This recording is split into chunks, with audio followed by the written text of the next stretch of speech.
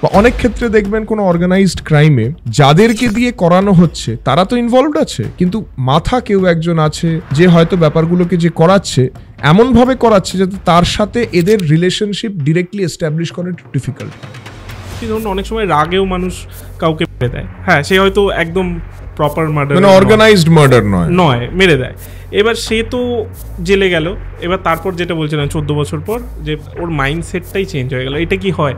এখন যে concept of dealing with criminals বা ক্রাইম, সেটা হচ্ছে ক্রিমিনাল কিছুজন হয় যারা হার্ডকোর ক্রিমিনাল, যারা ক্রাইমের ওপরই থ্রাইভ করে, কিন্তু এখন যেটা আরও বেশি ডমিনেন্ট হয়ে গেছে সেটা হচ্ছে যে হয়তো এবার যখন যাবজ্জীবন কারাদণ্ড হচ্ছে তখন আমরা সাধারণত ভাবি যাবজ্জীবন কারাদণ্ড মানে 14 বছর, সেরকম কিন্তু নয়। তাকে দেখা হয় যে যাবজ্জীবন কারাদণ্ড পাওয়া একজন আসামি, একজন মেয়ে যদি এলো হট করে কেস টেস হয়ে গেল, ছেলে এসে যদি বলল যে আমার বউ আমাকে খুব বিরক্ত করছে, তাহলে পুলিশ প্রায় পাত্তাই দেয় না। লটাই সেরকম ভাবে আছে।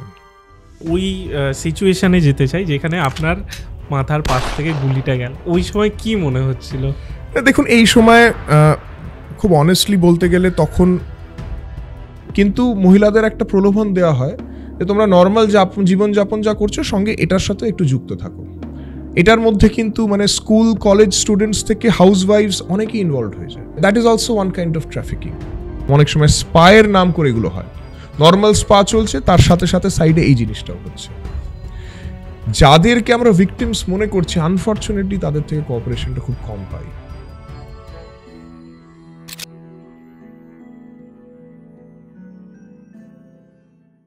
আজকে আমাদের সাথে আছেন আইপিএস অনিশ সরকার স্যার, আমাদের সাথে তার লাইফের বিভিন্ন এক্সপিরিয়েন্স শেয়ার করেছেন।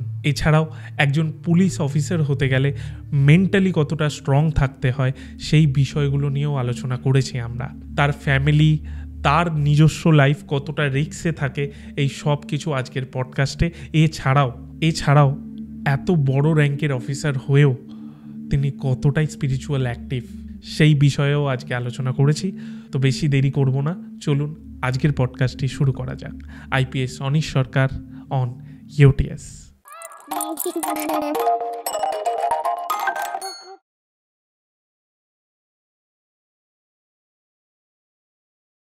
আজকে ইউটিএসের স্টুডিওয় প্রথমবার কোনো আইপিএস অফিসার। আমার খুব প্রাউড লাগছে বিষয়টা যে আমরা এই স্টেজে পৌঁছেছি যে আপনাকে আমরা ডাকতে পারলাম। স্যার কেমন আছেন? আমি ভালো আছি, আপনাদের এখানে এসে আমারও খুব ভালো লাগছে। আজকে আমরা একজন আইপিএস অফিসারের লাইফ নিয়ে তো কথা বলবোই, তার সাথে তার মাইন্ডসেট নিয়েও কথা বলবো, আর ক্রিমিনাল মাইন্ডসেট নিয়েও মূলত কথা বলবো। তার আগে জিজ্ঞেস করি, এটা খুব মজার বিষয় হতে পারে যে আপনি ইঞ্জিনিয়ারিং করেছেন। হ্যাঁ, আমি ম্যাক্সিমাম এখন দেখছি ইঞ্জিনিয়ার করে লোকে অন্যান্য প্রফেশনে যাচ্ছে, এটা কেন? দেখুন, আমি আমার বক্তব্যটা বলতে পারি, আমার পার্সপেক্টিভটা। তো সিভিল সার্ভিসেসে আসার আমার ইচ্ছে অনেক আগে থেকেই ছিল। স্কুল লাইফেই যখন ছিলাম তখন থেকেই আমার ইচ্ছে ছিল। আমাকে এই লাইনে আসার জন্য সবচেয়ে বেশি ইন্সপায়ার করেছিলেন আমার মা। কিন্তু সিভিল সার্ভিসেসে আসা খুব সহজ ব্যাপার নয়, খুব টাফ পরীক্ষা দিয়ে আসতে হয়। সেই জন্যে সবসময় একটা সম্ভাবনা থাকে যে আপনি চেষ্টা করেও হয়তো পারলেন না। আমি গ্র্যাজুয়েশনটা ইঞ্জিনিয়ারিংয়ে করেছি, সায়েন্স ব্যাকগ্রাউন্ডের স্টুডেন্ট ছিলাম। আর সায়েন্স ব্যাকগ্রাউন্ডে থাকলে ইঞ্জিনিয়ারিং বা ডাক্তারির দিকে একটা ন্যাচারাল টেন্ডেন্সি লোকেদের থাকে। এছাড়া ইঞ্জিনিয়ারিং করে থাকলে একটা প্রফেশনাল ডিগ্রি যদি থাকে, তো বাই চান্স যদি সিভিল সার্ভিসেসে কোনো কারণে না হয় তাহলে একটা ফল ব্যাক অপশন থাকে। তো গ্র্যাজুয়েশনটা সেই জন্য ইঞ্জিনিয়ারিংই করা হয়েছিল যাতে একটা ফল ব্যাক অপশন থাকে, কিন্তু ইন্টারেস্ট সবসময় কিন্তু সিভিল সার্ভিসেসের ছিল। ইঞ্জিনিয়ারিং আমার মনে আছে 4th ইয়ারের থেকে যখন ক্যাম্পাস ইন্টারভিউ শুরু হয়েছিল, কয়েকটা আমি দিয়েছিলাম, তারপরে দেওয়া ছেড়ে দিয়েছিলাম, কারণ আমার ইন্টেনশনটা ছিল অন্যদিকে যাওয়া, সিভিল সার্ভিসেসে যাওয়ার। আর তারপরেই মানে ইঞ্জিনিয়ারিং শেষ হওয়ার সাথে সাথেই সিভিল সার্ভিসেসের প্রিপারেশন নেওয়া শুরু হয়েছিল, আর তারপরে আলটিমেটলি আমি আসতে পেরেছি। আচ্ছা, আমি শুধু না, সাধারণ মানুষ পুলিশ নাম শুনলেই ভয় পায়, এটা কিন্তু হয়, মানে এটা কেন হয় আপনারাই বলতে পারবেন। Police is the strong arm of the state, ঠিক আছে? পুলিশ হচ্ছে এনফোর্সমেন্ট এজেন্সি। যারা এনফোর্স করে তাদের ক্ষেত্রে অনেক সময় থাকে যে কিছু লোকজনকে অ্যারেস্ট করা হলো, মানে একটু এনফোর্সমেন্ট করা যখন হচ্ছে কিছু ফোর্স অ্যাপ্লাই করার একটা ব্যাপার থাকে, মানুষের একটা ন্যাচারাল টেন্ডেন্সি থাকে যাদের কাছে ফোর্স আছে, এনফোর্স করার ক্ষমতা আছে, তাদেরকে ভয় পাওয়ার। তবে অ্যাট দ্য সেম টাইম আমি এটাও বলতে চাই যে আমি ব্যক্তিগতভাবে কিন্তু মনে করি না সাধারণ মানুষ পুলিশকে খুব ভয় পায়। তার কারণ হচ্ছে প্রতিদিন থানাতে বহু লোকজন আসে নিজেদের সমস্যা নিয়ে। যদি সাধারণ মানুষ সত্যি পুলিশকে ভয় পেত তাহলে তারা আসতো না। আমাদের কাছেও, অন্যান্য সিনিয়র অফিসার্সদের কাছেও কিন্তু মানুষ নিজেদের সমস্যা নিয়ে অবশ্যই যায়। ভয় তাদেরই পাওয়া উচিত যারা আইন অমান্য করছে, যারা আইন ভঙ্গ করছে। যারা আইন অমান্য করছে না, যারা আইন ভঙ্গ করছে না, তাদের পুলিশকে ভয় পাওয়ার কোনো কারণ নেই। আচ্ছা, এবার একটা অন্য ডিফারেন্ট জনারের কোয়েশ্চেন আমি করছি। সেটা হচ্ছে, ধরুন আপনাদের কাছে অনেক রকম ডেলি কেসেস আসে, এবার আপনারা কি কখনো বুঝতে পারেন যে এ এসে ফলস অ্যাকিউজ করছে কাউকে? এটা কি বোঝা যায়? একদম বোঝা যায়। সবাইয়ের ক্ষেত্রে না হলে অনেক লোকের ক্ষেত্রে বোঝা যায়। দেখুন, আমরা বহু কেস ডিল করি, বহু লোকের সাথে ইন্টারঅ্যাক্ট করি। কিছু লোকজন এসে যে ধরনের কথা বলবে তাতে আপনি বুঝতে পারবেন যে ও কিন্তু আইদার বাড়িয়ে বলছে বা পুরোটাই হয়তো মিথ্যে কথা বলছে। কিন্তু আমরা আমাদের প্রসেস হিসেবে ব্যাপারটাকে ডিল করি। হয়তো সে মিথ্যে বলছে, হয়তো সে ভুল বলছে, কিন্তু সেটাকে প্রিজিউম করে চলাটা উচিত নয়। তার বক্তব্যগুলো একবার ভেরিফাই করে দেখে নেওয়া। কিন্তু এটা আমি বলবো যে হ্যাঁ, সার্টেন ক্লাস অফ লোকেদেরটা বোঝা যায়। আবার কিছু লোক এরকম হয়, তারা যে বলছে সেটা এত কনভিনসিংলি বলে যে সবসময় সেটা বোঝা নাও যেতে পারে। কিন্তু তবুও আমি বলবো মেজরিটি লোকের ক্ষেত্রে মোটামুটি বোঝা যায়। আচ্ছা, যখন ধরুন বুঝছেন ধরুন ফলস কেস কেউ একজন করছে, তখন আপনারা কি করেন? মানে দেখুন, এখন আইনে একটা সিস্টেম এসে গেছে, এটাকে বলা হচ্ছে প্রিলিমিনারি এনকোয়ারি। এই ফলস কেসেসগুলো যাতে ইনস্ট্যান্টলি রেজিস্টার সবসময় না হয় সেটার জন্য এটা করা হয়েছে। আপনাকে বলে রাখি যে যেটা নর্মাল ক্রিমিনাল লতে যেটা বলা আছে যে পুলিশের কাছে যদি কোনো কগনিজেবল অফেন্স, দু ধরনের অফেন্স, একটা হচ্ছে কগনিজেবল, একটা নন কগনিজেবল। যেগুলো কগনিজেবল অফেন্স আছে সেটার বিষয়ে কোনো ইনফরমেশন আসলে, যেটা আগের সিস্টেম ছিল, পুলিশ চোখ কান বুঝে কেস করবে, করে তার সত্য মিথ্যে যা আছে সেটা যাচাই করবে।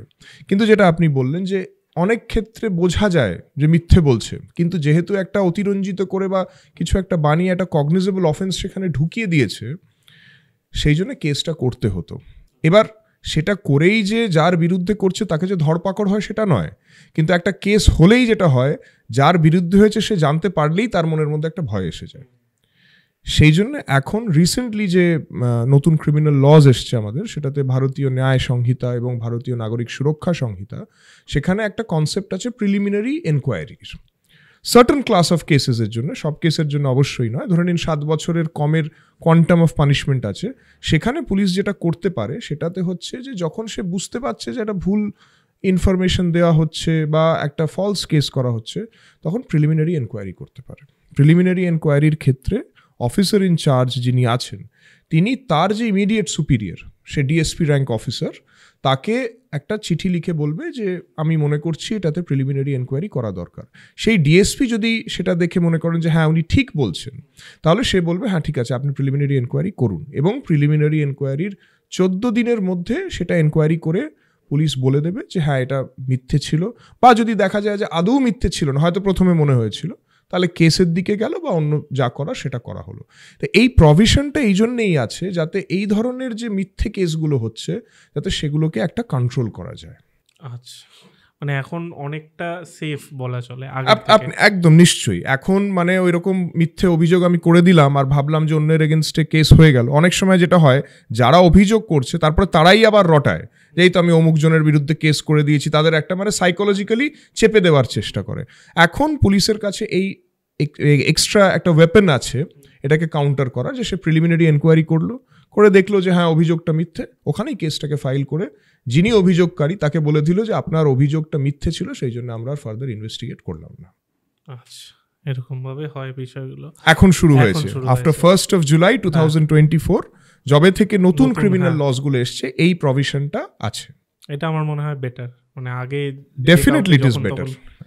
এক তো হচ্ছে ফ্রিভোলাস কেসেস কমে যাচ্ছে, দ্বিতীয় হচ্ছে যে মানে লোকেদের যারা অভিযোগ ওরকম করতে চায়, মিথ্যে অভিযোগ, তাদের কাছে একটা জানান দেওয়া থাকছে যে আপনি করতে চাইলেই যে হবে তা নয়। পুলিশ আগে কিন্তু প্রিলিমিনারি এনকোয়ারি করতে পারে, এবং করে যদি মনে হয় যে সেটা কিছু না, তাহলে আর ফার্দার এফআইআর হবে না। এবার আমি যেটা বলছিলাম স্টার্টিংয়ে, যে মাইন্ডসেটের ব্যাপারটা, ওই দিকে একটু ঢুকি। সেটা হচ্ছে, ধরুন আজকে আপনি সকালে একটা জায়গায় গেলেন, সেখানে ধরুন কিছু একটা উদ্বোধন আছে বা এরকম টাইপের, আপনি গেলেন, তারপর এসে একটা ক্রিমিনালকে ধরছেন, হ্যাঁ, তারপর আপনি এসে এখানে পডকাস্টে বসছেন, তারপর আবার একটা ধরুন মানে কি বলবো, ধরুন বাড়িতে ফ্যামিলিকে টাইম দিচ্ছেন, হ্যাঁ। তো এই যে 4 রকম ইনসিডেন্ট, চারটে জিনিস, আর চারটেই কিন্তু ডিফারেন্ট জিনিস, এটাকে কিভাবে কন্ট্রোল করেন? দেখুন, সেটার জন্যই এই ট্রেনিংটা করানো হয়। পুলিশের যে ট্রেনিং আছে সেটা করানো হয় এই জন্যই, যাতে আপনি quickly you can switch gears. আপনি তো বলছেন যে একটা উদ্বোধন করে তারপরে হলো, অনেক সময় উদ্বোধন হতে হতেই খবর এসে যায় যে অমুক জায়গায় একটা ঘটনা ঘটেছে, তো উদ্বোধন তাড়াতাড়ি শেষ করে চলে যেতে হয়। কিন্তু এটা হচ্ছে মানে আপনাকে ইউ আর সুইচ গিয়ার্স, যেটা হচ্ছে প্রথমে আপনি একরকমভাবে আছেন, ইনস্ট্যান্টলি আপনি যখন একটা ক্রাইম সিনে যাচ্ছেন আপনাকে ইমিডিয়েটলি ভেবে নিতে হবে যে এখন কী কী করতে হবে। যারা কিছু অফিসার্স হয়তো প্রথমে গিয়ে ওটাকে অ্যাটেন্ড করলেন, তা কিছু ইনস্ট্রাকশন দিতে হবে, এই জিনিসগুলো করো। হয়তো কোনো ক্রিমিনালের বিষয়ে শোনা গেল যে অমুক জায়গাতে ক্রাইম করে যাচ্ছে, কোন কোন জায়গা দিয়ে এসকেপ রুটস আছে, ইমিডিয়েটলি সেখানে কনসার্নড অফিসার্স যাদের আছে তাদেরকে বলে দেওয়া যে এখানটাতে দেখো এখান দিয়ে এরকম গাড়ি যাচ্ছে কিনা। তো আপনাকে সুইচ গিয়ার করে নিতে হবে। মানে এটা যেমন গাড়ির গিয়ার চেঞ্জ হয় না, যে 1 নম্বর গিয়ার থেকে 4 নম্বর গিয়ার আস্তে আস্তে গেলাম, তো দ্যাট ইজ হোয়াট আপনাকে করতে হবে। আর সত্যি কথা বলতে কাজের মধ্যে করতে করতে করতে করতে এটাতে এখন আমাদের খুব বেশি যে ভাবতে হয় তা না, অটোমেটিক্যালি ব্যাপারগুলো হয়। তো এই হচ্ছে ব্যাপার। বাট আজকে নয় হয়ে যাচ্ছে, আজকে আমি যদি বলি একদম প্রো লেভেলে, বাট যখন প্রথম এসছিলেন তখন একটু অসুবিধে হতো, মানে অস্বীকার করার কোনো জায়গা নেই, অসুবিধে হতো। আর আলটিমেটলি যেটা হতো সেটা হচ্ছে হয়তো ফ্যামিলির সাথে যখন আছি তখনও মাথায় আছে যে ক্রিমিনালটা কোথায় থাকতে পারে, কী হতে পারে, ওগুলো হয়, সেই জিনিসগুলো হয়।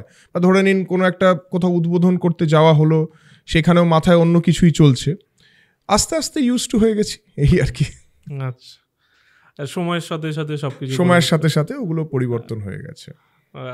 মানে আপনাদের মাইন্ডসেট তো আমি মোটামুটি জানলাম, বাট আমি জানি অনেকটাই বলা সম্ভব না বা অনেক কিছু আছে, যাই হোক তার মধ্যে যে ঢুকছি না। বাট একটা ক্রিমিনাল মাইন্ডসেট কেমন হয়? দেখুন, সাধারণ মানুষের থেকে আলাদা হয়। ক্রিমিনাল কিছুজন হয় যারা হার্ডকোর ক্রিমিনাল, যারা ক্রাইমের ওপরই থ্রাইভ করে।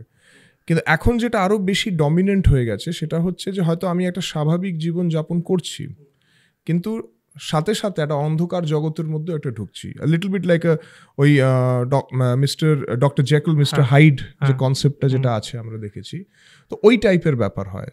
যখন সে ক্রাইম করছে তখন দেখবেন তার ভাবনা চিন্তাটা ডিফারেন্ট হয়ে যায়। একটা ক্রিমিনাল সাইকোলজি বলে একটা সাবজেক্ট আছে, সেটাতে পড়ানো হয় যে একটা ক্রিমিনাল মাইন্ড কীরমভাবে ডিফারেন্টভাবে ভাবনা চিন্তা করবে। ঠিক আছে, আপনি হয়তো কোনো লোককে হট করে মারতে পারবেন না, আপনার কোথাও না কোথাও এটা বাঁধবে, কিন্তু তাদের সেটা থাকবেই যে আমি এটা করে, সে ভেবে নেবে যে এরকম করে মারবো, কোন দিক দিয়ে বেরোবো, কীরকম করে পালাবো, সেই প্ল্যানিংগুলো তারা তখন করে নেয়। সো ইটস ডিফারেন্ট, আলাদা আছে। ধরুন আমরা দেখেছি যেটা, যে অনেকেই দোষ করেনি, তার জায়গায় অনেকে জেল খেটে নেয়। মানে ধরুন এ নামক ব্যক্তিটি খুন করেছে, এবার সেই জায়গায় বি কে ধরলো, এবার বি জেল খাটছে 14 বছর ধরুন জেল খাটছে। হয়ে যায়, মানে আমি বলছি না যে সবার ক্ষেত্রেই হয়, বাট অনেক সময় হয়।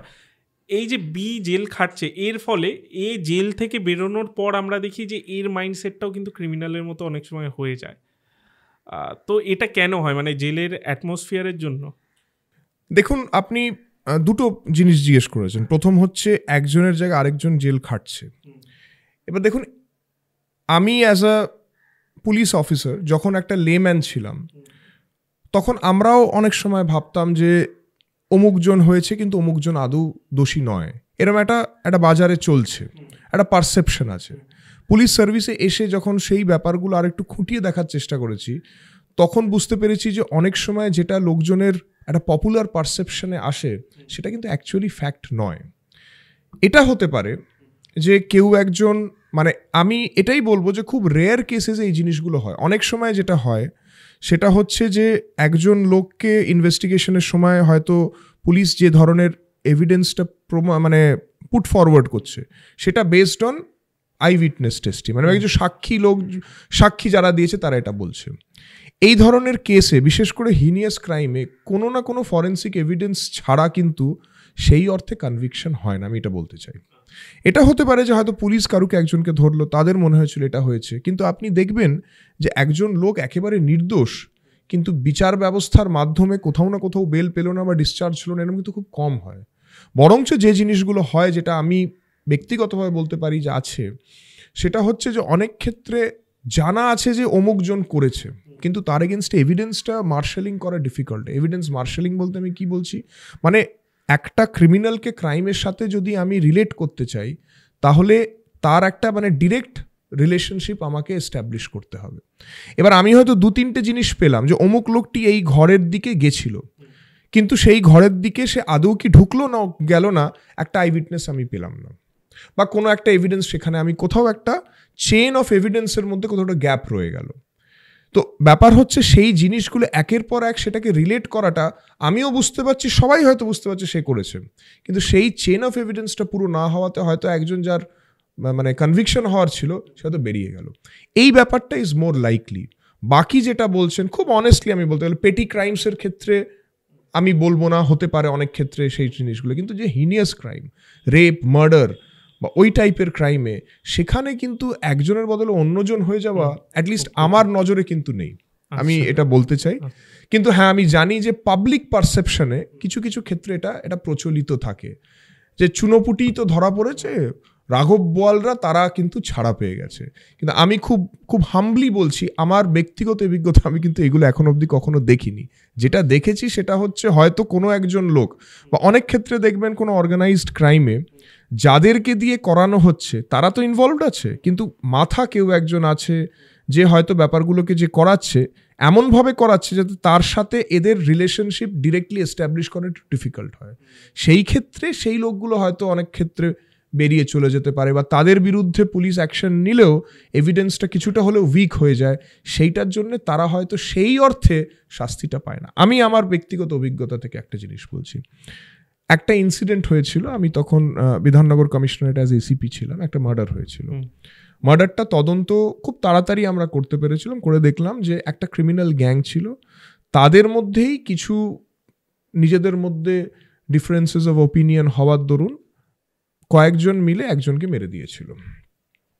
এবার সেটা করতে করতে যে মেন মাথা ছিল, সে যে ইনস্ট্রাকশন দিয়েছিল বা যে সেটা বলেছিল, সব কিছু করেও আমরা তাকেও অ্যারেস্ট করলাম, বাকি লোককেও অ্যারেস্ট করলাম, কিন্তু যখন ফাইনালি ট্রায়াল হলো তখন কিন্তু ওই ক্রিমিনাল কনস্পিরেসি পার্টটা সহজে মানে ডিরেক্টলি এস্টাবলিশ করা গেল না। So he got the benefit of doubt.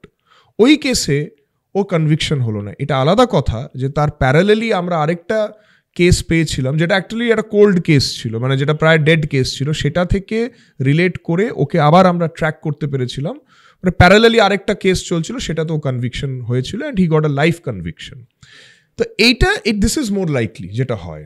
আচ্ছা আচ্ছা। আর যেটা আমি জিজ্ঞেস করলাম, ধরুন ওইটাই আমি জিজ্ঞেস করি এবার একটু অন্যভাবে, যে ধরুন কেউ একজন মার্ডার করেছে, মানে মার্ডার করেছে ইন দ্য সেন্স কি, আমি বেসিকভাবে বলছি, ধরুন অনেক সময় রাগেও মানুষ কাউকে মেরে দেয়, হ্যাঁ, সে হয়তো একদম প্রপার মার্ডার, মানে অর্গানাইজড মার্ডার নয়, মেরে দেয়।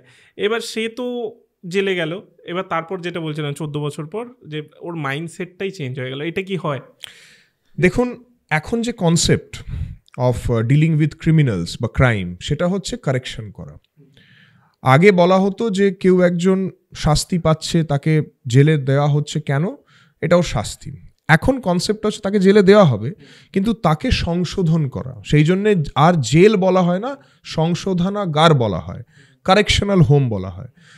ওই জায়গাটা এটা ডিরেক্টলি পুলিশের আন্ডারে নয়, ওটার একটা সেপারেট ক্যাডার আছে, সেপারেট তার রিক্রুটমেন্ট হয়, জেল অ্যাডমিনিস্ট্রেশন আছে, তারা নানা রকমের মানে প্রোগ্রামস করে, ঠিক আছে, প্রোগ্রামস করে যাতে তাকে কারেকশন করা হয়। সেই জন্যে আগে যদিও সেই ধরনের ব্যাপারটা হতো, আজকাল কনসেপ্টটা যেহেতু আলাদা, তার মনটাকে পরিবর্তন করার নানা রকম প্রচেষ্টা করা, তাতে অনেক রকমের প্রোগ্রামস থাকে। আর দেখবেন অনেক ক্ষেত্রে যেটা হয় সেটা হচ্ছে যে তাদের মাঝে মাঝে একটা সময়ের পর তাদের বিহেভিয়ারটা অ্যানালিসিস করা হয়, যে কি মনে হচ্ছে যে তারা কি আদৌ সংশোধিত হয়েছে, নাকি তাদের মানসিকতাটা সেই জায়গাটাতেই আছে। খুন যদি কেউ করে, আমি বলে রাখি, তার দুটোই কিন্তু শাস্তি আছে, আইদার যাবজ্জীবন কারাগার আর নয়তো মৃত্যুদণ্ড। মৃত্যুদণ্ড as per the Supreme Court rarest of the rare কেসেসে হয়, এবার যখন যাবজ্জীবন কারাদণ্ড হচ্ছে তখন আমরা সাধারণত ভাবি যাবজ্জীবন কারাদণ্ড মানে 14 বছর, সেরকম কিন্তু নয়। তাকে দেখা হয় যে যাবজ্জীবন কারাদণ্ড পাওয়া একজন আসামি, তার মধ্যে কি কোনো রকমের কোনো পরিবর্তন হয়েছে, সেই পরিবর্তনটা হয়েছে কি না সেটা কিন্তু শুধু জেল অথরিটি দেখে না, সেটার জন্য বিভিন্ন কমিটি থাকে, কনসার্নড যারা অফিসার্স আছে যাদের এরিয়াতে এই ঘটনাটা ঘটেছিল তাদেরকে তাদের ওপিনিয়ন নেওয়া হয়। অনেক ক্ষেত্রে যে ভিকটিমের ফ্যামিলি মেম্বার্সদেরও 1-2টো ওপিনিয়ন অনেক সময় নেওয়া হয়, ডিপেন্ডস, এগুলো প্রত্যেকটা একটা প্রসেস আছে।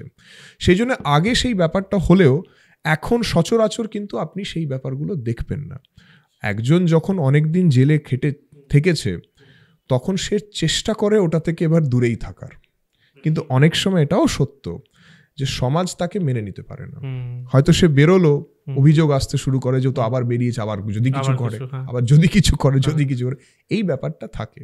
কিন্তু বেসিক আইডিয়াটা হচ্ছে দেখা যাতে সে সংশোধিত হয়েছে, আর যদি সে সংশোধিত না হয় তাহলে শর্ট করে ওরকম ছেড়ে দেওয়াটা কিন্তু আজকাল অন্তত দেখিনি।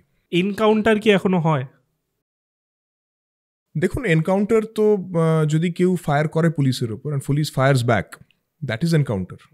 ঠিক আছে, অনেক লোকের মনে হয় এনকাউন্টার মানেই ফলস এনকাউন্টার, বা কারোকে ধরে গুলি করে মেরে দিলাম, সেটা কিন্তু নয়। সিনেমায় দেখতাম যে একটা রাস্তায় ছেড়ে দিচ্ছে, দিয়ে পেছন দিয়ে, that is false encounter, fake encounter. আচ্ছা, ঠিক আছে, কিন্তু এনকাউন্টার মানে ধরে নিন পুলিশ কোথাও গেল অ্যান্ড দে আর ফায়ার্ড আপন। আমি একটা ইনস্টেন্স আপনাকে বলেছিলাম যেটা আমি নিজে ফেস করেছিলাম। তো পুলিশের ওপর ফায়ার হয়েছে, পুলিশ ফায়ার ব্যাক করেছে, দিস ইজ অ্যান এনকাউন্টার। এবার গুলি চলেছে অনেকক্ষণ ধরে, তারপরে গুলি যখন থেমেছে তখন দেখা গেল অমুকজন মারা গেছে, দিস ইজ অ্যান এনকাউন্টার। ঠিক আছে, অ্যান্ড আ জেনুইন এনকাউন্টার। তো যদি কেউ পুলিশের ওপর ফায়ার করে অ্যান্ড পুলিশ ফায়ার ব্যাক করে তাহলে তো দ্যাট ইজ এনকাউন্টার। কেউ মারা গেল চায় না গেল, আর যদি কেউ মারা যায় তো এনকাউন্টারে মারা গেছে। তো আমি বলবো না এটা হয় না, ইট ডাজ হ্যাপেন, কিন্তু ওই যে যেটা আপনি বলছেন সিনেমাতে দেখা হচ্ছে, that is a fake encounter, সেটা তো আইনে নিষিদ্ধ, সেটা কখনোই করা উচিত নয়, আর আমরা করিও না। আচ্ছা আচ্ছা, আপনি এত বড় একজন আইপিএস অফিসার, আপনার ফ্যামিলি নিয়ে আপনার চিন্তা হয়? মানে যেহেতু পুলিশদের সবসময় বলে যে একটা ভয় থাকে লাইফ। দেখুন, একদম হয় না সেটা বলবো না, আর ভয়ের কারণটা কিন্তু অন্য কিছুই নয়, অসতর্কতা। ধরে নিন ফ্যামিলি মেম্বার্সদের মধ্যে অনেকেই আছে যারা বেরোয়, আমরা চেষ্টা করি তাদের সাথেও কারুকে দিয়ে রাখা সিকিউরিটি বা সেই টাইপের, আর সেটা আমি ফ্যামিলিকেও বলে রেখেছি যে কখনো সিকিউরিটি ছাড়া বেরোবে না। আমাদের কতজন শত্রু হলো সেটা আমরা সবসময় জানবো না, কিন্তু আমাদের যে নেচার অফ দ্য জব তাতে স্বাভাবিকভাবে সবাই খুব খুশি হয়ে থাকবে না। আর যারা আমাদের শত্রু হতে পারে বা হবে বা হয়, তারা সেরকমই লোকজন যারা কিন্তু অপরাধের সাথে যুক্ত আছে। তারা যদি কোনো অফিসারের বিরুদ্ধে তাদের গ্রাজ থাকে, আর থাকাটা স্বাভাবিক, তাহলে তারা কিন্তু they would want to settle scores, আর সেটার জন্য ইজি টার্গেট হচ্ছে ফ্যামিলি মেম্বার্স। তো সেই জন্যে আমি এটা বলবো না আমি খুব চিন্তায় থাকি, কিন্তু সবসময় বলে রাখি যে অসতর্কতার কিন্তু কোনো জায়গা নেই। আমি অসতর্ক হয়ে কোথাও একটা চলে গেলাম যেখানে হয়তো এমনি চলে গেলাম 4 জনের মতো, সিকিউরিটি বা কেউ নেই, সেখানে যে কোনো অঘটন ঘটবে না এটা বলা যায় না। আগেও ঘটেছে। তো মানে ঘটেছে বলতে কি আপনার বিভিন্ন অফিসার্স, আমার সাথে হয়তো ব্যক্তিগতভাবে হয়নি, কিন্তু বিভিন্ন অফিসার্স, একজন খুব ওয়েল নোন আইপিএস অফিসার ছিলেন, উনি একটা স্টেডিয়ামে রেগুলার দৌড়তে যেতেন, হি ওয়াজ শট ডাউন বাই নাক্সালস। হ্যাঁ, হায়দ্রাবাদের ঘটনা যদি আমি খুব ভুল না করে থাকি। তো সেই জন্য ইট হ্যাজ হ্যাপেন্ড, এরকম নয় যে হয় না। সেই জন্য অসতর্কতার কোনো জায়গা নেই, কিন্তু যে খুব চিন্তায় থাকি সেটা বলবো না। আচ্ছা, কলকাতায় কি এখনো এই যে বলে যে মুম্বাই যেটা আমরা দেখি মাফিয়া রাজ, বাইরে কলকাতায় কি এরকম আছে? দেখুন, খুব সত্যি কথা বলতে বম্বেতে যে ধরনের বিভিন্ন গ্যাংসের একটা প্রভাব ছিল, সম্ভবত কলকাতায় ওই পর্যায়ে কোনোদিন ছিল বলে আমার মনে হয়, এটা আমার ব্যক্তিগত মত, different people May differ with me. কিন্তু এখনকার দিনে যদি আমি বলি অর্গানাইজড ক্রাইম ডিফারেন্ট টাইপসের হয়, কিন্তু খুব যে পাওয়ারফুল একটা অর্গানাইজড ক্রিমিনাল গ্যাং আছে যাদের ইনফ্লুয়েন্স চারিদিকে আছে, সেরকম আমার অন্তত ব্যক্তিগতভাবে মনে হয় না। তার মানে এই নয় যে অর্গানাইজড ক্রাইম নেই, বহু অর্গানাইজড ক্রাইম আছে। সাইবার ক্রাইম এখন খুব একটা মানে বড় ইস্যু হয়ে দাঁড়াচ্ছে। এছাড়াও নানা রকমের অর্গানাইজড ক্রিমিনালস হয় যারা হয়তো এক্সটর্শন করার চেষ্টা করছে, কিন্তু কারুর অতটা দাপট নেই যে পুরো একদম শহরকে দাপিয়ে বেড়াবে। এটা আমি খুব কনফিডেন্টলি এখন বলতে পারি। আচ্ছা, যেটা দেখছি এখন প্রায় সোশ্যাল মিডিয়ার জন্য দেখা যায় খুব কম বয়সে ছেলেপুলেরা মানে হেভিয়ার ক্রাইম করে ফেলছে, মানে সে প্রেম রিলেটেড হতে পারে বা যে কোনো, তো মানে তাদের হয়তো কোনো অনুতাপ নেই সেটা করার পর। মানে এই রকম ক্ষেত্রে আপনার এদেরকে কিভাবে এনকাউন্টার মানে কিভাবে হ্যান্ডেল করেন, মানে এদের মেন্টালিটিটা মানে কি, কোথা থেকে এরা ইনফ্লুয়েন্স হচ্ছে? দেখুন, একটা হচ্ছে সোশ্যাল মিডিয়া পজিটিভ সাইড যেমন আছে, নেগেটিভ সাইড আছে। সেটা শুধু সোশ্যাল মিডিয়া কেন, যে কোনো জিনিসের there is a positive side to it, is a negative side to it. এবার সোশ্যাল মিডিয়াতে একটা জিনিস যেটা হয়েছে যে কোথায় কি হচ্ছে আমরা সহজে জানতে পারছি, ঠিক আছে? মানে আগে হয়তো সেটা অত সহজে জানা সম্ভব হতো না, এখনো জানতে পারছি। অনেকেরই থাকে যে এই জিনিসগুলো করলে বোধহয় আমি একটু হিরো হব। ইয়াং যারা আছে তারা তো আরও অনেক কিছুই দেখছে। আপনি যদি দেখেন সিনেমাতেও অফটেন ক্রিমিনালসদের গ্লোরিফাই করা হয়। রিসেন্ট একটা দুটো সিনেমা এসছে, আমি নাম নিচ্ছি না, কিন্তু যেটা করা হয়েছে পিওরলি ক্রিমিনালসদের গ্লোরিফাই করা হয়েছে। আরও কিছু আছে সেটাতে, and I am not casting aspersions on anybody, কিন্তু এই ট্রেন্ডটা আছে। ক্রিমিনাল লাইফ যেটা আছে দ্যাট স্কুল, এরকম একটা লোকেদের মনে হয় যখন কম বয়সে আছে তখন মনে হয় এই জিনিসগুলো। অনেকে সেটাতে প্রভাবিত হয়ে করে ফেলছে, তারা নিজেরাও বুঝতে পারছে না যে what is the consequences of what they are doing. এটাকে কাউন্টার করার একটাই উপায় আমি মনে করছি, apart from other traditional things, তাদের ফ্যামিলি মেম্বার্সদের কাউন্সেলিং করা, যদি সেখানে কেউ কিছু ওটা দেখে তাহলে সেই ইয়াং স্টুডেন্টস যারা হলো তাদেরকে বোঝানো ছাড়া, এটা যেটা আমরা এখন করছি, আমি একজন IPS officer, I have come for a podcast with you, এটার মাধ্যমে আমি লোকজনকে জানাতে চাইছি যে ক্রিমিনালাইজেশন বা ক্রিমিনালসদের যে lifestyle, there is nothing cool about it. এই লাইফস্টাইলের দিকে, এটার দিকে যদি কেউ আকর্ষিত হয় তার পরিণামটা নষ্ট, খারাপই হবে। They are not the proper role models, they are no role models at all. আর সোশ্যাল মিডিয়া যখন হ্যান্ডেল করা হচ্ছে, one has to be careful. Social মিডিয়াতে ভালো জিনিস আছে, খারাপ জিনিসও আছে। আপনি সোশ্যাল মিডিয়ার মাধ্যমে এখন দেখবেন যে লেকচার্সগুলো foreign universities, top universities, Cambridge, Oxford, Massachusetts Institute of টেকনোলজিতে তাদের ক্লাসগুলো আপনি পড়তে পারেন, ওইটা ইউজ করা হোক। কিন্তু অন্যান্য যে ইনঅ্যাপ্রোপ্রিয়েট কন্টেন্টস আছে সেইগুলো থেকে যতটা সম্ভব বিরত থাকা দরকার। সবসময় স্টুডেন্টসরা সেটা বুঝতে পারেন। আমি গার্জিয়ানসদের রিকোয়েস্ট করব যে তার স্টুডেন্ট মানে তাদের ছেলেমেয়েরা সোশ্যাল মিডিয়াতে কি দেখছে, তারা কোথায় যাচ্ছে, সেটা যেন নজর রাখা হয়। আজকাল প্যারেন্টসরা বোথ ওয়ার্কিং প্যারেন্টসই হয় প্রিডমিনেন্টলি, তো তারা ব্যস্ত থাকে, স্বাভাবিক ব্যাপার। কিন্তু তবু দিনের শেষে ছেলেমেয়েরা কোথায় যাচ্ছে, কার সাথে মিশছে, ফোনে কি দেখছে, সেই জিনিসগুলো দেখা দরকার। আর যদি দেখে যে কোনো এমন জিনিস দেখছে যেটা তাদের বয়সে দেখা উচিত নয়, তাহলে তাদেরকে বোঝাতে হবে, তাদেরকে কাউন্সেলিং করতে হবে। আজকাল অনেক রকমের প্রফেশনাল কাউন্সিলার্সও আছে, দরকার হলে তাদের কাছে নিয়ে যেতে হবে। কিন্তু এই জিনিসটা থেকে তাদেরকে বিরত থাকতে হবে, এটাই আমি বলবো। আচ্ছা, এবার আমি একটা কথা জিজ্ঞেস করবো যেটা ছেলেদের নিয়ে পার্সোনালি। আমরা দেখি পুলিশ বা যে কোনো ক্ষেত্রেই নারীদের একটা, নারী যদি একটা এসে কিছু বলে সেটাকে প্রায়োরিটি দেওয়া হয়, হ্যাঁ, কিন্তু ছেলেরা এসে বললে সেটাকে একটু কম প্রায়োরিটি দেওয়া হয়। এটা মানে আমাদের মনে হয়, আমাদের মানে শুধু আমাদের না, পুরো ছেলেদেরই। এটা আপনার কি মনে হয়? দেখুন, এটা ডিপেন্ড করছে কি টাইপের অ্যালিগেশন আসছে। ক্রিমিনাল লস যা আছে, আপনি এটা উই হ্যাভ টু অ্যাকসেপ্ট যে সমাজটা একটু হলেও পুরুষতান্ত্রিক আছে। Traditionally that has been the case. এখনও এটা বলা যাবে না যে সম্পূর্ণ রকমভাবে পুরুষতান্ত্রিকত্বর থেকে দূরে হয়ে গেছে। আপনি যেটা বলছেন সেটা হচ্ছে যে যদি পারিবারিক সমস্যা হয়, সেই ক্ষেত্রে একজন মেয়ে যদি এলো, হট করে কেস টেস হয়ে গেল, ছেলে এসে যদি বলল যে আমার বউ আমাকে খুব বিরক্ত করছে, তাহলে পুলিশ প্রায় পাত্তাই দেয় না। লটাই সেরকমভাবে আছে। একটা মেয়ে যদি আপনি দেখেন, বধূ নির্যাতন ইজ আ রিয়ালিটি। সেই রকম পর্যায়ে কিন্তু বউ যদি বিরক্তও করছে, বরকে খুব মারধর করছে, এটা সচরাচর কম দেখা যায়। সত্যি কথা বলতে জেনারেলি যেটা হয়, নারীরাই মানে প্রতারিত বলবো না, মানে অত্যাচারিত হয়ে যায়, নির্যাতিত হয়ে যায়। আর যে লিগ্যাল ব্যাপার যেটা আছে, সেখানে এই ধরনের কেসগুলোকে একটু গুরুত্ব দিয়ে দেখাটাই উচিত।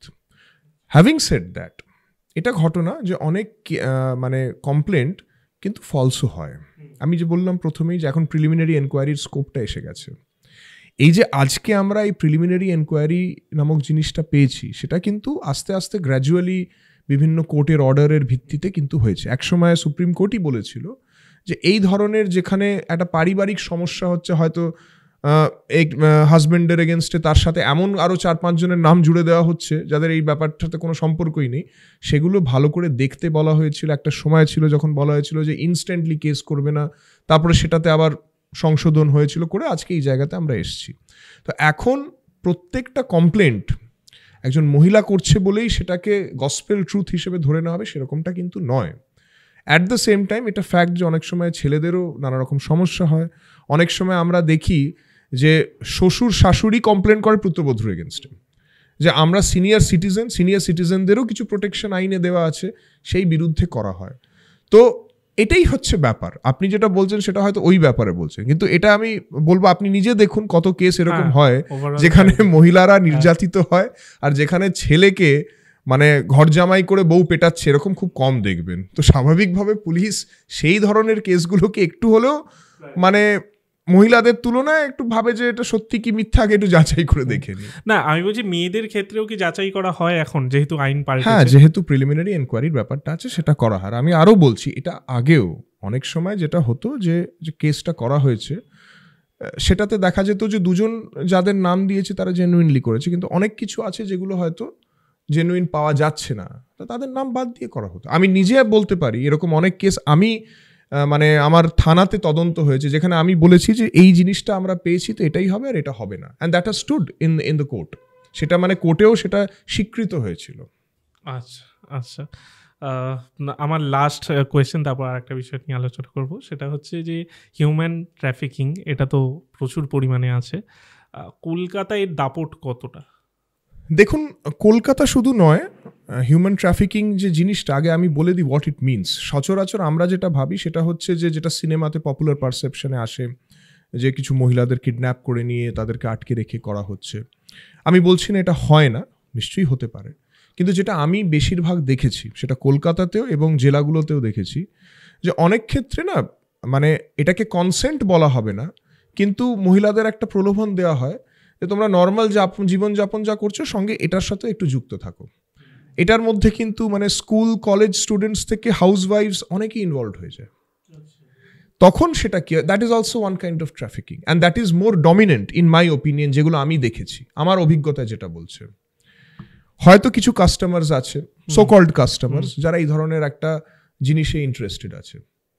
কেউ একজন থাকবে যে মিডলম্যান, যে দুই সাইডের মধ্যে কমিউনিকেট করাবে। আর যারা এটাতে ইনভলভ হচ্ছে আপনি অবাক হয়ে যাবেন যে তারা কিন্তু নর্মাল লাইফ লিড করছে, মানে তারা এই ব্যাপারটায় রাজিও। যদিও সেই রাজিটা সেই অর্থে রাজি নয়, তাদের নিজের একটা মানে দে আর বিং এক্সপ্লয়েটেড, কিন্তু they are willing to be exploited. এটাই কিন্তু বেশি ডমিনেন্ট। সেই জন্যে অনেক সময় আমরা যেটা দেখি যে যখন এই ভিকটিমসদের অনেক সময় অনেক রেড হয়, কিছুদিন আগেও আমরা আমাদের জায়গাতে করেছিলাম, অনেক সময় স্পায়ের নাম করে এগুলো হয়। নর্মাল স্পা চলছে, তার সাথে সাথে সাইডে এই জিনিসটাও হচ্ছে। যাদেরকে আমরা ভিকটিমস মনে করছি আনফর্চুনেটলি তাদের থেকে কোঅপারেশনটা খুব কম পাই, কারণ কোথাও না কোথাও দে আর আর্নিং সাম কুইক মানি। এটা আমি মনে করবো ইজ এ বিগার চ্যালেঞ্জ, কারণ তাদেরকে রিহ্যাবিলিটেট করলেও একটা ক্রাইম বা এই ধরনের জিনিসে যত পরিমাণ সংখ্যক কুইক মানি তারা আর্ন করতে পারবে সেটা তো সাধারণভাবে পারবে না। সেই কুইক মানির যে একটা প্রলোভন আছে সেটা থেকে অনেক সময় বেরোতে খুব অসুবিধা হয়। দেখুন, আমি অনেক রেড করেছি এই ধরনের, বিভিন্ন জায়গাতে করেছি, রুরাল আরবান, কম বেশি কিন্তু এই ট্রেন্ডটা আমি সব জায়গাতেই পেয়েছি, and this I think is a very serious concern. আচ্ছা, তারা যখন, আমি বলছি তারা যখন মানে মহিলা বা মেয়েরা যখন রাজি বিষয়টা, তখন আপনারা কি কেস দিতে পারেন সেগুলোর উপর? ওই মহিলাদের এগেনস্টে তো কেস করা হচ্ছে না, কিন্তু যারা এটাকে অর্গানাইজ করছে, আফটার অল দেখুন হোয়াট ইজ প্রস্টিটিউশন, যখন ইটস এ পেড সেক্স, যিনি যে মহিলারা এটা করছেন আইন খুব স্পষ্ট, they are to be treated as victim girls, they are not accused. তাদের আমি কিন্তু অ্যারেস্ট করছি না, তাদের আমি রিকভারি করছি। যারা এটা অর্গানাইজ করাচ্ছে দে আর বিং অ্যারেস্টেড, যে প্রেমাইজেস এটা হচ্ছে that is being locked and sealed. কিন্তু এই যে ভিকটিম যারা আছে, আলটিমেটলি কিন্তু তারাও কম বেশি তারপর আবার সেই দিকে চলে যাচ্ছে। সেই দিকে আচ্ছা, তো প্রবলেমটা কিন্তু সর্ট আউট সহজে হচ্ছে না, দিস ইজ দ্য প্রবলেম। এরকম মানে নতুনত্ব জিনিস শুনলাম, মানে আপনাদের কাছে এটা নতুনত্ব, this is the dominant thing যেটা হয় আজকাল। আচ্ছা আচ্ছা, এটা মানে একদমই নতুন, যাই না এবার দর্শকরা জানতে পারে, আমি জানি না। যাই হোক, আমি নেক্সট একটা কোয়েশ্চেন মাথায় আসছে, বাট সেটার আগে একটা বিষয় জিজ্ঞেস করি যে আপনার লাইফের সব থেকে ডেঞ্জারাস কেস যদি আপনি একটু বলেন। দেখুন, আমি ডেঞ্জারাস সিচুয়েশন বলতে পারি। কেস যেটা হয়েছে সেটা চ্যালেঞ্জিং কেস ছিল, কিন্তু আমি এটা বলবো না যে ইট ওয়াজ এ ডেঞ্জারাস কেস, কারণ there was no imminent danger in it. তো আমি দুভাবে এটা আনসার দিচ্ছি। সবচেয়ে ডেঞ্জারাস মোমেন্ট যদি বলেন, তাহলে আমি আমার প্রথম যে পোস্টিং ছিল সেটা লালগড়ে ছিল। তখন নকশাল পিরিয়ড চলছিল, মাওয়িস্ট মুভমেন্ট চলছিল। তো সেই লালগড়ে আমার মানে বেসিক্যালি কেরিয়ারের শুরু। আমি ডিএসপি হিসেবে ওখানে পোস্টেড ছিলাম। তো অনেকগুলো আমাদের অ্যান্টি নাক্সাল অপারেশনস করা হয়েছিল, সেখানে গোলাগুলি চলেছিল। সেই রকম অনেক ইনসিডেন্ট ছিল যেগুলো আমি বলতে পারি যে একটু to a certain extent life threatening. যখন আপনার এক্সচেঞ্জ অফ ফায়ার হচ্ছে, একটা অপারেশন করেছিলাম আমরা একটি জায়গাতে, জায়গাটার নাম ছিল মানে দুলি রাঞ্জা বলে একটা জঙ্গল ছিল, সেখানে অপারেশন হয়েছিল, সেখানে এক্সচেঞ্জ অফ ফায়ার হয়েছিল। মাওয়িস্টরা আমাদের দিকে গুলি চালিয়েছিল, আমরা তাদের দিকে চালিয়েছিলাম। সেখানে আমার মনে আছে যে 2-3টে গুলি আমার মাথার ওপর দিয়ে গেছিল। আচ্ছা, হ্যাঁ, আমি বলতে পারি যে দ্যাট ওয়াজ আ মানে sort of life threatening situation. শুধু আমার জন্যে নয়, সবাই জন্যেই, ওদের জন্যেও আমাদের জন্যেও। আমাদের অন্যান্য যারা কালিগসরা ছিল, যারা সঙ্গে ছিল, সিআরপিএফের কোবরা ব্যাটালিয়নের সাথে, কোবরা ফোর্সের সাথে, যারা স্পেশালাইজড ছিল কাউন্টার ইনসার্জেন্সি ওয়ারফেয়ারের জন্য বা কাউন্টার ইনসার্জেন্সি অপারেশনসের জন্য, তাদের সাথে আমরা মুভ করেছিলাম। তো this was definitely life threatening incident. কিন্তু যদি সবচেয়ে চ্যালেঞ্জিং কেস বলেন, তাহলে তারপরে আমি বিধাননগরে পোস্টেড থাকি। সেখানে একটা অ্যান্টি টেররিস্ট ইউনিট আমরা বানিয়েছিলাম। 2013 সালের অষ্টমীর দিন, যদি আমি খুব ভুল না করে থাকি, বর্ধমান ব্লাস্ট কেস একটা হয়েছিল। বর্ধমানে একটি ব্লাস্ট হয়েছিল, সেখানে তারপরে তদন্ত করে একটি জঙ্গি সংগঠনের ইনভলভমেন্ট পাওয়া গেছিল। সেই জঙ্গি সংগঠনের যে হেড ছিল, তাকে তারপরে আলটিমেটলি আমরা ধরেছিলাম। সেটা সবচেয়ে চ্যালেঞ্জিং কেস ছিল, কারণ আমাদের কাছে ক্লু বলতে শুধু একটা মোবাইল ফোন ছিল, সেটাও ড্যামেজড অবস্থায়। সেই মোবাইল ফোনটাও পাসওয়ার্ড প্রোটেক্টেড ছিল, আর যার ছিল সেই লোকটা মারা গেছিল ইনসিডেন্টালি। সেইখান থেকে তারপরে ওদের যে হেড ছিল, দ্যাট টাইম যে হেড ছিল, সেটা আস্তে আস্তে ধরতে পারাটা ওয়াজ এ ডেফিনেটলি চ্যালেঞ্জিং কেস। অ্যাকচুয়ালি আমরা একটা মানে উই স্টার্টেড উইথ নাথিং, কিছুই সেই অর্থে ছিল না। তো সেখান থেকে আস্তে আস্তে আস্তে আস্তে বিল্ড আপ করে আমরা ধরতে পেরেছিলাম। তো সেটা আমি বলবো আমার কাছে খুব চ্যালেঞ্জিং কেস ছিল। আরেকটা কেস আমি না বললেই নয়, সেটা হচ্ছে আমি অ্যাডিশনাল এসপি মুর্শিদাবাদ ছিলাম। জিয়াগঞ্জে একটি খুব গ্রুসম মার্ডার হয়েছিল। একটি ফ্যামিলিকে মার্ডার করে দেওয়া হয়েছিল। হাজব্যান্ড ওয়াইফ, তার ছোট একটা বাচ্চা ছিলেন, যে ওয়াইফ ছিলেন তিনি, শি ওয়াজ প্রেগনেন্ট। তো যদিও জিয়াগঞ্জটা আমার জোনের মধ্যে ছিল না, কিন্তু ইনভেস্টিগেশনে আমিও ইনভলভড হয়েছিলাম। অ্যাপারেন্টলি মানে আমাদের কাছে কোথা থেকে কি হয়েছে, অনেক রকমের থিওরিজ মিডিয়াতে প্রচলন হচ্ছিল, কিন্তু ঠিক কোথা থেকে কি করে কেসটা ক্র্যাক করবো, অনেক দিন ধরে আমরা অনেক কিছু ঘাঁটাঘাঁটি করেছিলাম। কিন্তু লাকিলি একটা পার্টিকুলার ক্লুয়ের ভিত্তিতে আলটিমেটলি কেসটা ক্র্যাক করা গেছিলো, অ্যান্ড সেটা ট্রায়াল হয়েছে, আর যে অ্যাকিউজড ছিল তার ফাঁসির সাজাও হয়েছে। আমি ফার্স্টে একটা জিনিস জিজ্ঞেস করে নিচ্ছি, যেটা হচ্ছে এই যে আপনি সোশ্যাল মিডিয়ায় জিনিসগুলো বলছেন, বিভিন্ন কেস বলছেন, যদিও এগুলো হয়ে গেছে অলরেডি, কেস সলভ, বাট আমরা রিসেন্টলি দেখলাম একটা ওয়েব সিরিজ হয়েছিল খাকি, মেবি, হ্যাঁ খাকি বলে, সেখানে বিহারের একজন আইপিএস অফিসার অমিত লোধা, হ্যাঁ, তার ওপর একটা কেস হয়েছিল যে এই সোশ্যাল মিডিয়া বিষয়টা বলেছে বলে। তো সেক্ষেত্রে দেখুন, আমি আপনাকে কোনো অপারেশনাল ডিটেলস বললাম না। আমি কোনো রকম কেসটা কি করে ট্র্যাক করেছিলাম, কিভাবে করেছিলাম, সেটা নিয়ে আমি কিছুই বলিনি। প্রথম যে ইনস্ট্যান্সটা যেটা আছে, সেটাতেও কীরকমভাবে প্ল্যানিং করে আমরা গেছিলাম, করেছিলাম, সেই সবগুলো আমি কিছু বলিনি। সেই জন্য ইম্পর্টেন্ট ব্যাপার হচ্ছে যে জিনিসগুলো জানা গেলে সেটাতে ক্রিমিনালদের সুবিধে হয়, মানে পুলিশ ঠিক কীরমভাবে সলভ করলো সেইটা না দেওয়াটা ভালো। কিন্তু ঘটনাটা যেটা ঘটেছে, কারণ লোকেদের এগুলো নিয়ে প্রচণ্ড কিউরিওসিটি থাকে। আর দ্বিতীয় কথা হচ্ছে কিছুটা জিনিস যদি না জানানো হয়, যে ব্যাপারগুলো অ্যাকচুয়াল লোক কীরমভাবে ধরা পড়লো, কীরমভাবে না হলেও যে অ্যাকচুয়াল লোক যে ধরা পড়েছে সেই ব্যাপারটা না জানলে কি হয়, অনেক রকমের কাউন্টার থিওরিজ, কাউন্টার ন্যারেটিভস চলে। আর আলটিমেটলি অনেক লোকের মনে হয় যে পুলিশ বোধহয় ভুল লোককে ধরে শাস্তি দিয়ে দিল, আসল লোকজন পালিয়ে গেল। আর on a different note, as far as যে ম্যাটারটা আমি বললেন, তো সেটার অনেক রকমের পার্সপেক্টিভস আছে যেটাতে আমি যেতে চাই না, যেটা আমরা আমাদের লেভেল থেকে জানতে পেরেছি। তো যেটা আপনি বলছেন নট নেসেসারিলি সেই ব্যাপারটা ছিল, certain other reasons for that, যেটা আমার মনে হয় ডিসক্লোজ না করাটাই বেটার হবে। বুঝতে পেরেছি। আমি ওই সিচুয়েশনে যেতে চাই যেখানে আপনার মাথার পাশ থেকে গুলিটা গেল, ওপর দিয়ে গেল, তো ওই সময় কি মনে হচ্ছিল? দেখুন, এই সময় খুব অনেস্টলি বলতে গেলে তখন আপনি আর নিজের যে নর্মাল থিঙ্কিং, যেমন আমরা আপনার সাথে এখন কথা বলছি, নর্মাল থিঙ্কিং, সেই থিঙ্কিংয়ে আপনি থাকেন না। যখন ওরকম একটা সিচুয়েশন আছে তখন বেসিক্যালি রিফ্লেক্স অ্যাকশনে কাজ চলে। তখন ব্রেন যে খুব কাজ করে তা নয়। যখন গুলি গেছিল আমার তখন মানে মনে হচ্ছিল মাথাটা যদি মাটির ভেতরে ঢুকিয়ে দিই তাহলে সবচেয়ে ভালো হবে, সেটা তো সম্ভব নয়। তো আমরা একেবারে শুয়েছিলাম, আমাদের তরফ থেকেও ফায়ারিং হচ্ছিল। It's just about surviving that moment and counter attack করাটা। তো হয়েছিল, ঘটনাটা হয়ে যাওয়ার পরে মনে হলো যে আবার বেঁচে ফিরেছি, যাই হোক। তো সেই হচ্ছে ব্যাপার। ওটাই, মানে একটা গুলি গেলে যেটা মাথায়, মানে আমাদের মাথায় কি আসবে, এই কিছু হয়ে গেলে, বাট আপনাদের মাথায় আসে যে আগে ওকে মারতে হবে বা ধরতে হবে। ব্যাপারটা হচ্ছে আপনার মাথার উপর দিয়েও গুলি গেলে আপনি দেখবেন আপনার ব্রেনও কাজ করবে না, তখন আপনি এত কিছু ভাববেন না, এগুলো পরে বা আগে ভাবতে পারেন। কিন্তু যখন এটা হয় তখন সত্যি কথা বলতে এই যে আমাদের যে ট্রেনিং করানো এই জন্যেই, কারণ যখন এরকম সিচুয়েশন হচ্ছে তখন এটা এক্সপেক্টেড যে নর্মালি ব্রেন যেরমভাবে কাজ করে, যেরমভাবে আমরা ভাবছি, সেটা তখন আর সম্ভব নয়। তখন রিফ্লেক্স অ্যাকশনেই কাজগুলো হয়।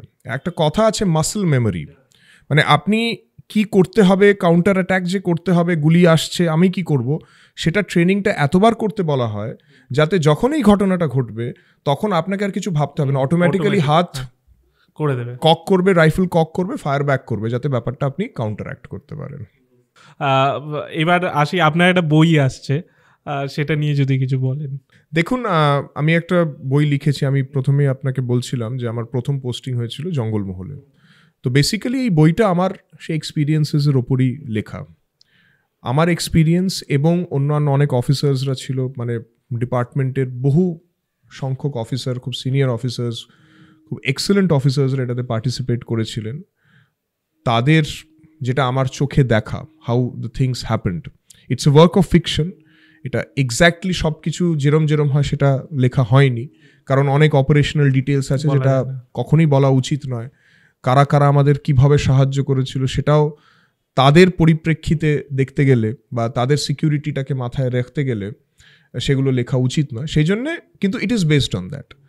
একজন অফিসার আছে এটাতে, এবং আমাদের দিকে অনেকজন যারা নাক্সাল হয়েছিলেন বা মাওয়িস্ট মুভমেন্টের সাথে যুক্ত ছিলেন, যারা মাওয়িস্ট ছিলেন, তারা কিন্তু এখন মেন স্ট্রিমে এসে গেছেন। অনেকে কিন্তু চাকরিরতও আছে, আচ্ছা, পুলিশেও আছে, অন্যরকমভাবে তারা সুষ্ঠু স্বাভাবিক জীবনে ফিরে এসছেন।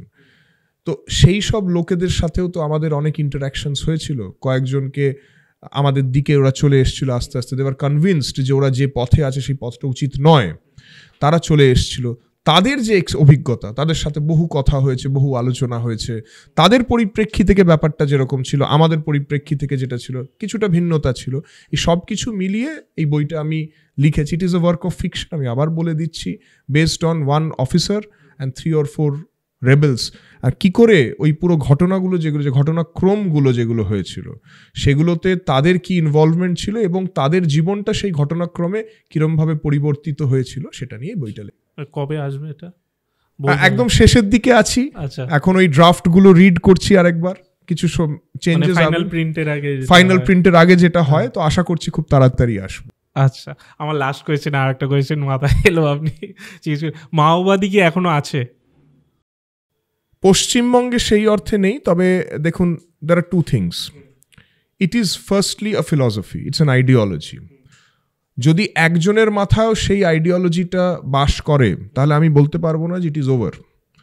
কিন্তু সেই আইডিওলজিটাকে ব্যবহার করে সেটাকে বাস্তবায়িত করাটার জন্যে অনেক কিছু লাগে, লোক সংখ্যা, অস্ত্র শস্ত্র, সেগুলো লাগে, উইচ ইজ দেয়ার ফিলসফি। সেই জিনিসগুলো এই মুহূর্তে নেই, প্রিডমিনেন্টলি নেই। কিন্তু হ্যাঁ, আমরা জানি যে এখনো অনেক লোক আছে যারা ওটাকে বিশ্বাস করে, they want to project that, they want to take that forward. তারা সুযোগের অপেক্ষায় আছে। সেই জন্য একদম মরে গেছে বলবো না, কিন্তু এই মুহূর্তে যা আছে পশ্চিমবঙ্গে তাতে খুব যে তা আছে তা নয়। যদিও রিসেন্টলি কিছু ওটার উপর চোখ রাখছেন। অবশ্যই কিছুদিন আগে কয়েকজন ছিল যারা ওদের জায়গাতে ছিল, একটা ইম্পর্টেন্ট জায়গাতে ছিল, দে ওয়ার অ্যারেস্টেড। আচ্ছা, মানে আমি যে জিজ্ঞেস করছি তারা মানে আলটিমেটলি চাই কি, আমি জানি না, বলতে পারবেন কিনা, চাই কি? দেখুন, ওদের তো একটা নিজস্ব আইডিওলজি আছে, ইটস মানে সেই আইডিওলজিটা কখনো বাস্তবায়িত হবে না। সেটা অনেকে বুঝে আস্তে আস্তে ওইটা ছেড়ে চলে এসছে। কিছুজন আছে তারা এখনো সেই ভাবনা চিন্তায় আছে যে কোনোদিন হয়তো ওই সশস্ত্র বিপ্লব করে পার্লামেন্টকে পাল্টে দিয়ে আল কায়দা এদের মতো নাকি ডিফারেন্ট আইডিওলজি আছে। ওদের আইডিওলজিটা হচ্ছে যে আমরা একটা সশস্ত্র বিপ্লব করে মানে রাষ্ট্র শক্তিটাকে পরিবর্তন করে আমরা রাষ্ট্র ক্ষমতায় আসব। কিন্তু ভারতবর্ষ একটা গণতন্ত্র, ভারতবর্ষ একটা বিশাল বড় দেশ with a very strong culture of democracy and also মানে strong military forces, civil society. সেটা সম্ভব নয়। অন্যান্য জায়গায় হয়তো হয়েছে কিছু জায়গাতে, কিন্তু ভারতবর্ষে সেটা করা সম্ভব নয়। অনেকে বুঝেছে, বেশিরভাগই বুঝেছে, কিছুজন এখনো হয়তো বুঝতে পারেনি, তারা এখনো ধরে আছে ওই আইডিয়াটাকে। এই আপনি স্পিরিচুয়াল? যদি স্পিরিচুয়ালিটি বলতে মানে ভগবান বলতে আমরা যেটা বোঝাই, তার সাথে যুক্ত থাকাটাকে যদি স্পিরিচুয়ালিটি বলে, অবশ্যই আমি স্পিরিচুয়াল। আপনার গলায় তুলসীর মালা দেখে আমি জিজ্ঞেস করলাম। আমি এবং আমার পরিবারের বেশিরভাগ জনই একটু বৈষ্ণব মতে আমরা হাঁটার চেষ্টা করি, তো সেই হিসেবে আপনি বলতে পারেন যে হ্যাঁ, নিশ্চয়ই স্পিরিচুয়াল। কারণ মানে আমাদের চ্যানেলটার মেইন বেস থিম হচ্ছে স্পিরিচুয়াল। Oh, that's good. হ্যাঁ, তো ওর জন্য আমি দেখলাম, ওর জন্য শেষে জিজ্ঞেস করলাম। এতক্ষণ দেখতে পাইনি, এই জাস্ট দেখলাম, জিজ্ঞেস করলাম। আচ্ছা, তোর কোনো কোয়েশ্চেন আছে? আচ্ছা, আমি বাঁকুড়া ঘুরতে গেছিলাম, আমরা বাইক ট্রিপ করি। ওখানে গিয়ে দেখলাম যে এখন অনেকটাই কমে গেছে জিনিসটা, অনেকটা ব্যবসায়িক জায়গায় এসছে, অনেক টুরিস্ট আসছে বাঁকুড়া, বিষ্ণুপুর। তাও আমি দেখলাম রাত্রিবেলা মোটামুটি 8টা-9টার দিকে আমরা ভাবলাম একটু জঙ্গলটা রাতে কিরম হয় দেখতে। তো তখনও দেখলাম গ্রামের বাইরে পুলিশ পাহারা দিচ্ছে, মানে পুলিশ বা মানে ফোর্স আছে ওখানে, যারা গ্রামের এন্ডে দাঁড়িয়ে আছে। তারপর আমরা ওদের পেরিয়ে বাইরে গেলাম। তো এখনো কি বাঁকুড়া বা এই জায়গাগুলো ভয়ে? না, সেটা ভয়ের একেবারেই নয়। কিন্তু যেটা আছে যে এই যেটা বললাম যে there is no room for complacency, ঠিক আছে? সেই জন্যে মানে যদি আমি অনেক দিন জঙ্গলমহলে পোস্টেড নয়, সেই কবে 2012-তে চলে এসেছিলাম, মাঝে মাঝে ডিউটি করতে গিয়ে যেতাম। কিন্তু যেটা করা হয় ওখানে, তো দেখুন অনেক প্যারামিলিটারি ফোর্সেস, স্টেটের ফোর্সেস অনেক থাকে, তাদের যেটা একটা জেনারেল ডিউটি থাকে জঙ্গলগুলো একটু ঘুরে দেখা সব ঠিকঠাক আছে কিনা। সেটা যে সবসময় মাওয়িস্ট পার্সপেক্টিভ থেকে সেটা নাও হতে পারে, হয়তো কিছু ক্রিমিনালসরা ওখানে আছে, কি আছে, যখন জঙ্গল আছে ওখানে একটা জায়গা আছে, একটা ইতিহাস আছে, তখন সবসময় এই জায়গাগুলো একটু ঘুরে রাখা দরকার, একটু পেট্রোলিং করা দরকার। সেই জন্য এই পেট্রোলিংগুলোই নিশ্চয়ই আপনারা দেখেছিলেন। মাঝে মাঝে হয়তো এটাও হতে পারে যে যখন আপনারা গেছিলেন কোনো একটা খবর ছিল অমুক গ্রামে কোনো ক্রিমিনালই হয়তো লুকিয়ে আছে, সেইটা করতে গেছিল। কিন্তু একটা পেট্রোলিং সবসময় থাকা উচিত, যাতে যে সিচুয়েশনটা একসময় এসছিল সেটা যেন আর কখনো না আসে। তার মানে এটা নয় যে এখনো মাওয়িস্ট আছে। আমি শেষ প্রশ্ন করি, শেষ হয়েও হচ্ছে না আজকে। আমি যেহেতু স্পিরিচুয়াল আপনি জানতে পারলাম, ওর জন্য জিজ্ঞেস করছি লাস্ট, যে ভগবান আপনার জন্য কি? শ্রীকৃষ্ণ। আচ্ছা, একটা কথায় মানে আপনি মানে শ্রীকৃষ্ণের জন্য কি ফিল করেন? দেখুন, ওটাই তো আসল ব্যাপার, যে শ্রীকৃষ্ণের জন্যে যে যতটা ভালোবাসা ফিল করতে পারবে এই তথাকথিত জড়জগৎ থেকে, তার যখন আয়ু শেষ হয়ে যাবে থেকে বেরিয়ে সেই ভগবত ধামের দিকে এগোতে পারবে। তো আমি যদি এখন বলি যে আমি খুব বেশি কিছু ফিল করি, সেটা একটু হামবড়াই হয়ে যাবে। কিন্তু হ্যাঁ, এটা চেষ্টা আছে যে তার স্মরণ করলে যেদিন চোখ থেকে অশ্রুর ধারা বেরোবে, হয়তো কিছুটা এগিয়ে থাকবে, এটাই বলতে পারি। যেহেতু আপনি স্পিরিচুয়ালি ব্যাপারটা এইগুলো এইভাবে দেখেন, তো এটা কি কলিযুগ বলেই এত এই জিনিসপত্র বাড়ছে, এটা কি আপনি মানেন? আমি মানি। I will be very honest on this. লিটারেচারের ভাষাতে এটাকে বলা হবে ডিস্টোপিয়ান সোসাইটি, বা we are moving towards that. লোকে বলবে dystopia is the opposite of utopia. Utopia মানে সব কিছু ভালো, এখন দেখা যাচ্ছে সব কিছুর মধ্যে ঠিক হলেও কিছু কিছু ব্যাপার থাকছে। তো লিটারেচারের ভাষাতে যেটাকে ডিস্টোপিয়ান সোসাইটি বলা হবে, অনেকে বলবে যে generally we are moving towards a stage of chaos. যদি না সেটাকে কন্ট্রোল করা যায়, যদি না সেটাকে দেখা হয়। আমরা এই যে ল অ্যান্ড অর্ডারের কথা বলি, কেন বলি? অনেক সময় আমরা দেখি একটা কেওটিক সিচুয়েশন হচ্ছে, ওকে মারধর করছে, দুই পক্ষের লোকজন এসে একে অপরকে মারামারি হানাহানি করছে। ল অ্যান্ড অর্ডারটা কী জন্য? টু এনশিওর যে সেটা যেন না, সোশ্যাল অর্ডার যেন থাকে। তো হ্যাঁ, শাস্ত্রের ভাষায় বলতে হবে কলিযুগ। না, আমার এইটুকু আজকে বিশ্বাস হলো, মানে আমি শুনেছি যে বড় বড় র্যাঙ্কের অফিসাররা, বড় বড় ডক্টররা, এরা প্রচণ্ড স্পিরিচুয়াল হয়। আজকে আমি প্রমাণ পেলাম। থ্যাংক ইউ, খুব ভালো লাগলো পডকাস্টটা করে। থ্যাংক ইউ, আর কি বলবো। থ্যাংক ইউ ভেরি মাচ, ধন্যবাদ।